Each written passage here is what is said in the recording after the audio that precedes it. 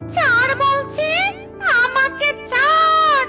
একবার শুধু ছেড়ে দে, তারপর তোদের সব কয়টাকে আমি শেষ করে দেব। তোকে ছাড়ার জন্য ধরিনি রে ডাইনি, তোকে বন্দি করার জন্য ধরেছি। এই নিয়ে চলো একে, জলদি নিয়ে চলো। চল ডাইনি, চল বলছি, চল। বন্দি ডাইনিকে সবাই ধরে গ্রামের নির্জন জায়গায় থাকা একটা ঘরের সামনে নিয়ে আসে। ডাইনিকে এই ঘরে তালাবন্ধ করো। ঠিক আছে তান্ত্রিক বাবা। আমাকে তোরা বন্দি করে রাখতে পারবি না। আমি মুক্ত হবই হব, আর সব কটাকে শেষ করব। তান্ত্রিক বাবা, ডাইনি এসব কি বলছে? ও যদি কখনো এই সাধারণ ঘর থেকে মুক্ত হয়, তাহলে তো আমরা কেউই রক্ষা পাবো না ওর হাত থেকে। এটা কোনো সাধারণ ঘর নয় বৎস, এটা আমার মন্ত্রপুত ঘর। যদি কেউ তালা না খুলে দেয় তাহলে ও কখনোই মুক্ত হতে পারবে না। তোমরা নিশ্চিন্তে থাকো। ধন্যবাদ তান্ত্রিক বাবা, আমাদের সবাইকে ডাইনের হাত থেকে বাঁচানোর জন্য। হয়েছে, আর ধন্যবাদ জানাতে হবে না। এবার আমি চলি, আমার আবার অন্য কাজ আছে। ঠিক আছে তান্ত্রিক বাবা, এই চলো সবাই, চলো আমরাও এখান থেকে চলে যাই। তান্ত্রিক আর গ্রামের সবাই সেখান থেকে যে যার দিকে চলে যেতে থাকে। ছুটি গরম গরম রুটি, ছুটি গরম গরম রুটি, ইয়ে। এই কনক বাজন, তোরা আজ কখন মাঠে খেলতে আসবি রে? কখন আবার বাড়িতে গিয়ে ব্যাগ রেখে খেলতে আসবো। আচ্ছা ঠিক আছে কনক, তুই তোর ফুটবলটা নিয়ে আসিস। আচ্ছা ঠিক আছে, নিয়ে আসবো। ওরা এভাবেই গল্প করতে করতে যে যার বাড়িতে চলে যায়। আর কিছুক্ষণ পর সবাই মাঠে চলে আসে আর খেলতে থাকে। এই বাচ্চারা, তোমরা আর কতক্ষণ খেলবে? বিকেল হয়ে এসেছে, এখন পড়ার সময়। এখন খেলা বন্ধ করো আর চলো সবাই বাড়িতে গিয়ে পড়তে বসবে। ঠিক বলেছিস টনি। এই কনক বাবা, চল চল, একটু পরে সন্ধ্যা নেমে আসবে। মা, এখনই বাড়িতে যাব না, আমরা আরেকটু খেলবো। তোমরা বাড়িতে যাও, আমরা খেলা শেষ করে সন্ধ্যায় বাড়িতে ফিরবো। বড়দের মুখে মুখে তর্ক করা কিন্তু একদম ভালো নয়। আমি আর কোনো কথা শুনতে চাই না। চলো চলো চলো সবাই। কাকুলির রাগ মিশ্রিত কথা শুনে সকলেই চলে যায় তাদের বাড়িতে। এভাবে বেশ কিছুদিন কেটে যায়। একদিন, এই টুকি পারুল, এই দেখ আমি আজ কিনে এসেছি। ঘড়ি? এই ঘড়ি কোথায় পেলি রে তুই? আমার বাবা শহর থেকে কিনে এনেছে। আজ আমরা এই ঘড়ি দিয়ে খেলবো। সত্যি বলছিস? অনেক মজা হবে। তবে আর দেরি কিসের, চল মাঠে যাই। যাই যা, আমি মাকে এক্ষুনি বলে আসছি। মা, কনক না ঘড়ি এনেছে। আমরা না কনকের সাথে মাঠে খেলতে যাচ্ছি। আচ্ছা ঠিক আছে, যা, তবে দূরে কোথাও যাস না জানো। টোকিওর মায়ের কাছে অনুমতি নিয়ে সবাই সহ মাঠে চলে আসে আর ঘুড়ি দিয়ে খেলতে থাকে। খেলতে খেলতে এক পর্যায়ে ঘুড়ির সুতো ছিঁড়ে যায়। এই যা, ঘড়ির তো সুতো ছিঁড়ে গেল। এই দেখ, ওই দেখ, ওই দেখ, ঘড়িটা উড়ে মানুষের গ্রামের দিকে যাচ্ছে। মনে হচ্ছে ঘড়িটা মানুষের গ্রামেই পড়বে। চল সবাই, অন্য কেউ ঘড়িটা নেয়ার আগে আমাদের ঘুরে আমরা নিব। সে কখন থেকে হচ্ছে, ঘড়িটা চাই পেলামই না। ঘড়ির চিন্তা বাদ দে, দেখ জায়গাটা কত সুন্দর। চল এখানে আমরা লুকোচুরি খেলি। ঠিক বলেছিস, আমি আরেকটা ঘড়ি বাবার কাছ থেকে কিনে নিব। এখন চল লুকোচুরি খেলি। লুকোচুরি তো খেলবো, কিন্তু জয় হবে কে? দাঁড়া দাঁড়া, আমি দেখাচ্ছি কে জয় হবে। ওপো 10, 20, 30, 40, এই 100।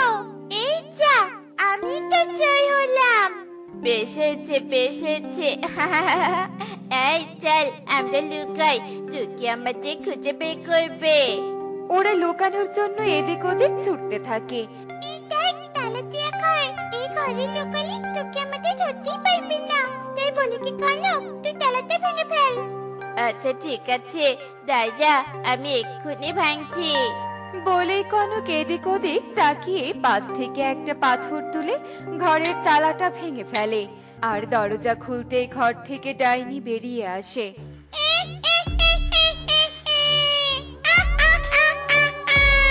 আমি মুক্ত হয়েছি। ওরে বাবা রে, ওরে মারে, কে রে? আমি ডাইনি, তোরা আমাকে মুক্ত করেছিস তাই তো? তোরা বড্ড দেরি করেছিস, আমি এবার তোদেরকেই বন্দি করব। হায় হায় রে, এখন ফাঁদে পড়লাম রে। রানী মাসি, আমাদের বন্দি করো না, আমরা ছোট, আমাদেরকে ছেড়ে দাও। ডাইনি ওদের কোনো কথা না শুনে ওই ঘরে কনক পারুলকে বন্দি করে। আমি মেঘ না চাইতেই জাল পেয়ে গেছি। এই পাখির 3টে ছানাকে বলি দিয়ে আমি আমার হারানো শক্তি ফিরিয়ে আনবো, আর তারপরে গ্রামের সবাইকে ধ্বংস করে ফেলবো। এখন আর দেরি নয়, তাড়াতাড়ি পাতালপুরীতে গিয়ে ডাইনি মাতার কাছ থেকে শক্তি ফিরে পাওয়ার মন্ত্রটা জেনে আসি। এই বলেই ডাইনি পাতালপুরের দিকে চলতে থাকে। এদিকে টুকি আড়াল থেকে সব দেখে ফেলে। হায় সর্বনাশ, কনকরা তো মহা বিপদে পড়েছে। রানী নাকি ওদের বলি দিবে। এবার আমি কি করি? ওদের কোনো ক্ষতি আমি হতে দেব না। আমি এক্ষুনি গিয়ে মায়ের মাসিদেরকে সব কথা বলবো। যেই কথা সেই কাজ, টুকি ওখান থেকে সোজা বনে চলে আসে। কি ব্যাপারে টুকিমা, তুই এভাবে আপাতে আপাতে কোথা থেকে এলি? আর কনক মটুসি পারুলিমা কোথায়? ওরা বিপদে পড়েছে মাসিমা। বিপদে পড়েছে মানে? কি হয়েছে ওদের? টুকিমা খুলে বলতো। আমার কনক,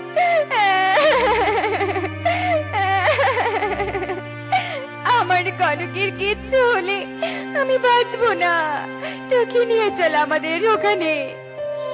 তোমরা চাইলো এই সেই ঘর, এই ঘরে ডাইনি ওদের বন্ধ করে রেখেছে। আমি নিজের চোখে দেখেছি। আমি এক্ষুনি তালা ভেঙে সবাইকে বের করবো। এই বলে বিউটি যেই ঘরের দরজায় হাত দেয়, ঠিক তখনই বিউটি দূরে ছিটকে পড়ে যায়। ওরে মারে, আমার কোমরটা! এই ঘরে ডাইনি জাদু করেছে, আমরা পারবো না ওদের বের করতে। সবাই কান্নায় ভেঙে পড়ে। ঠিক তখনই সেখানে রমেশ আর মালা চলে আসে। এই পাখিরা, এই তোমরা এখানে এভাবে কি করছো? কি হয়েছে এখানে? হ্যাঁ দাদা, অনেক বড় সর্বনাশ হয়েছে। সর্বনাশ? কি সর্বনাশ হয়েছে? বলো, সব বলো। টনি সব খুলে বলে। সব শুনে মালা আর রমেশ বেশ ভয় পেয়ে যায়। হায় হায়, ডাইনি মুক্ত হয়েছে, আবার তোমাদের ছানাদেরও বন্দি করেছে। শেষ হবে, সব শেষ হবে এবার। রমেশ, চলো আমরা এখান থেকে পালিয়ে যাই। না মালা, না, বিপদ দেখে কাপুরুষরা পালায়, আমি পালাবো না। তোমরা এখানে অপেক্ষা করো, আমি ওই তান্ত্রিককে ডেকে নিয়ে আসছি যে ওই ডাইনিকে বন্দি করেছে। তান্ত্রিক বাবাই পারবে ডাইনিকে আবারও শাস্তি দিয়ে ছানাদের মুক্ত করতে। রমেশ তান্ত্রিককে ডাকার উদ্দেশ্যে চলতে থাকে, আর কিছুক্ষণের মধ্যেই তান্ত্রিককে নিয়ে সেখানে উপস্থিত হয়। ঠিক তখনই ডাইনিও সেখানে চলে আসে। পশ্চাৎ তান্ত্রিক, তুই আমার মুক্তির খবর শুনে এখানেও চলে এসেছিস? তোর তো সাহস কম নয়, তোকে আমি উচিত শিক্ষা দেব। তুই আমাকে নয় রে, আমি তোকে উচিত শিক্ষা দেব। সেদিন তোকে বন্দি না করে একেবারে ধ্বংস করলে আজ এই দিন দেখতে হতো না। তবে আমি তোকে এক্ষুনি ধ্বংস করব। এই বলে তান্ত্রিক তার হাতে থাকা মন্ত্রপুত জল ডাইনির শরীরে ছিটিয়ে দেয়, আর ডাইনি আর্তনাদ করে ওঠে। কষ্ট হচ্ছে, আমার খুব কষ্ট হচ্ছে। কে দিলি রে? বাঁচা, আমাকে বাঁচা! ডাইনি আর্তনাদ করে ছটফট করতে করতে ধ্বংস হয়ে যায়। তান্ত্রিক কনকদের সেই ঘর থেকে মুক্ত করে। আর কোনো ভয় নেই, ডাইনি আর কোনোদিনও ফিরবে না। তোমরা এবার নিশ্চিন্তে থাকতে পারবে। তান্ত্রিকের কথা শুনে সবাই তান্ত্রিককে ধন্যবাদ জানিয়ে যে যার দিকে চলে যায়। আর বনের সবাই ও গ্রামের সবাই বেশ সুখী শান্তিতে দিন কাটাতে থাকে। এমনই সব মজার মজার শিক্ষণীয় টুনি পাখির গল্প দেখতে আমাদের সাথেই থেকো। আর গল্পটি কেমন হয়েছে তা কমেন্টে জানাতে ভুলো না কিন্তু। Bye bye.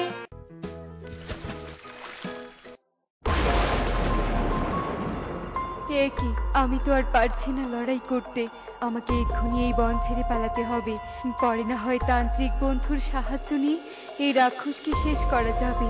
পালা পড়ি পালা, না হলে এই রাক্ষস তোকে শেষ করে দিবে। আমার সাথে লড়াই করতে না পেরে পালিয়ে গেলে বলেও আর কখনো এই বনে আসবি না। এই বন আমার, আর তুই যেখানেই পালাস না কেন তোকে খুঁজে বের করব আর শেষ করব।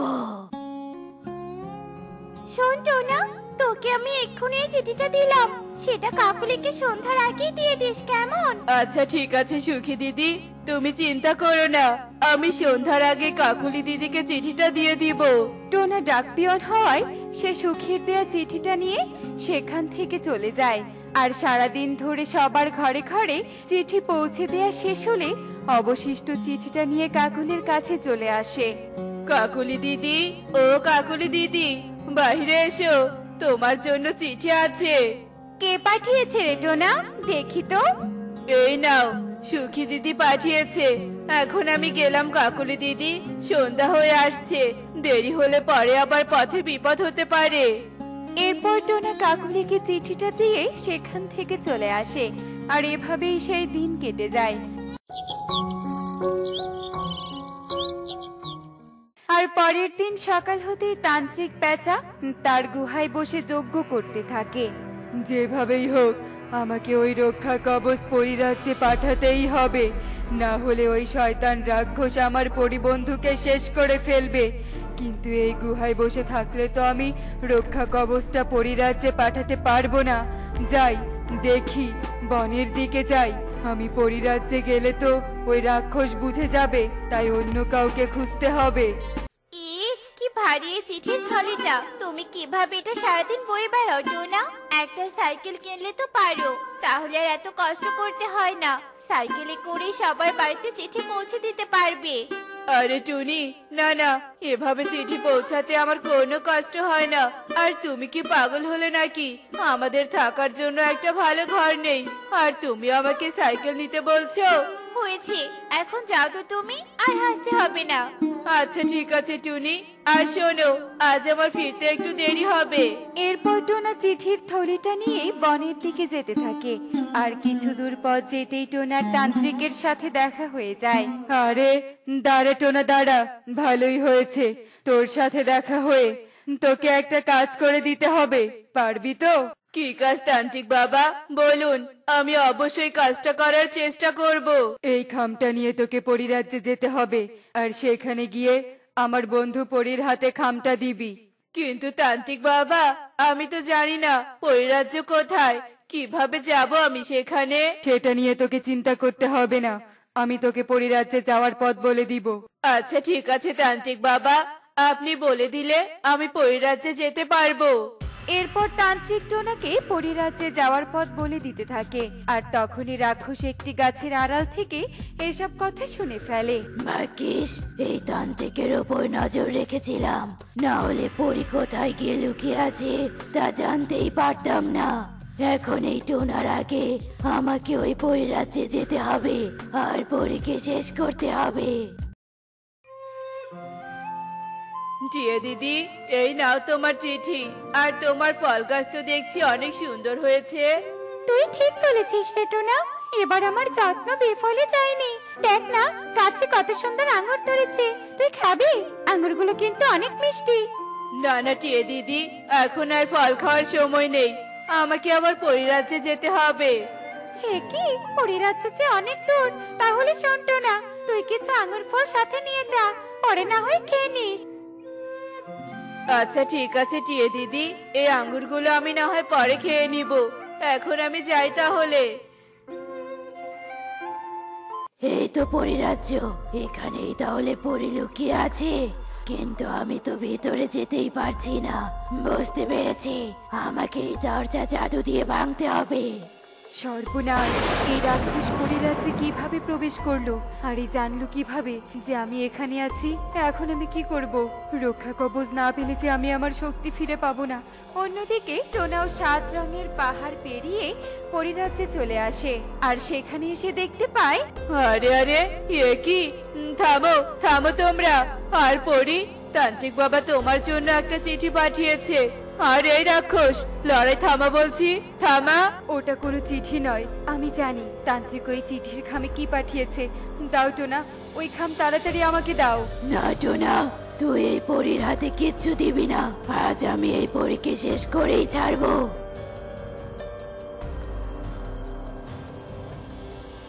এখন আর তুই আমার কোনো ক্ষতি করতে পারবি না। তান্ত্রিক বন্ধুর দেয়ায় রঙিন গুটির মালা পরে আমি শক্তি ফিরে পেয়েছি, আর এটাই আমার রক্ষা কবচ। এখন আমি তোকে শেষ করব। এরপর পরে রাক্ষসের দিকে জাদু ছড়লে রাক্ষস সেই জাদুতে ভস্ম হয়ে যায়। তুমি আমাকে বাঁচালে টোনা। ওই রাক্ষস আমাকে অনেক দিন থেকে মারার চেষ্টা করছিল, যেন আমি আর বনে যেতে না পারি। ও তাহলে এই ব্যাপার, এজন্যই তান্ত্রিক আমাকে খাম দিয়ে এখানে পাঠিয়েছিল। আর আমি তো জানতামই না যে এই খামের ভিতরে চিঠির বদলে রঙিন গুটির মালা আছে। যাক বাবা, যা হয়েছে ভালোই হয়েছে, আমি তো ভয় পেয়ে গিয়েছিলাম। তুমি ঠিক বলেছো টোনা, এখন আর আমাকে কেউ বাধা দিতে পারবে না। এখন বলো তো দেখি, তুমি উপহার হিসাবে কি চাও? তুমি যা চাইবে আমি তোমাকে তাই দিব। কিসের উপহার পরি? না না, আমার কোনো উপহার লাগবে না। তুমি যে আমাকে বাঁচালে তার জন্য আমি তোমার কাছে কৃতজ্ঞ, আর তাই আমি তোমাকে খুশি হয়ে কিছু দিতে চাই। তোমাকে যে নিতেই হবে টোনা। আচ্ছা ঠিক আছে, তুমি যেহেতু এত করে বলছো।